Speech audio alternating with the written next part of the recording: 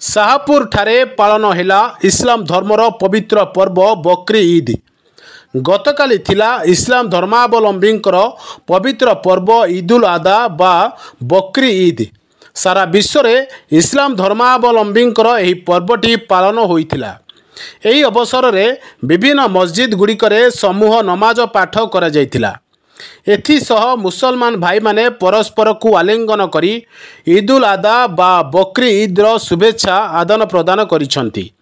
एही पर्वटी हेउछि इस्लाम धर्मावलंबी मुख्य पर्व ईदुल फितर 70 दिन पर पालन करा जायथाय।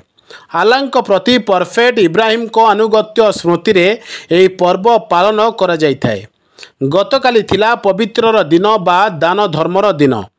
जगतसिंहपुर जिलार विभिन्न स्थान मानकरे इस्लाम धर्मावलंबी द्वारा जिलार विभिन्न मस्जिद रे एकाठी होई समूह नमाज पाठ करिथिबा बेले जिलार तीर्तोल ब्लॉक अंतर्गत बीरतोल ग्राम पंचायत शाहपुर ठारे मध्य पालन हेउथिबार देखिबाकू मिलिथिला।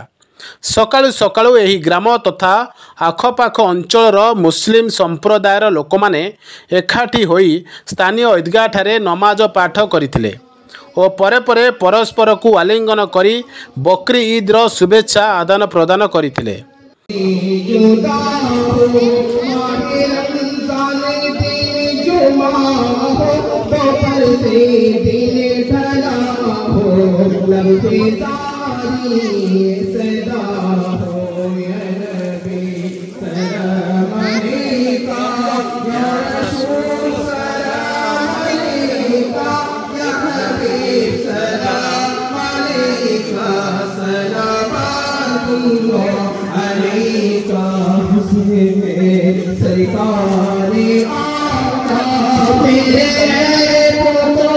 यही पवित्र पर्वटी को शाहपुर ग्रामर समस्त इस्लाम धर्मावलंबी माने बहु आनंद उल्लासर सह पालन करथिले एवं एही ईदगारे शाहपुर नौजवान कमिटीर बहुत बड़ योगदान रही बोली ग्रामवासी पक्षरु सूचना रही।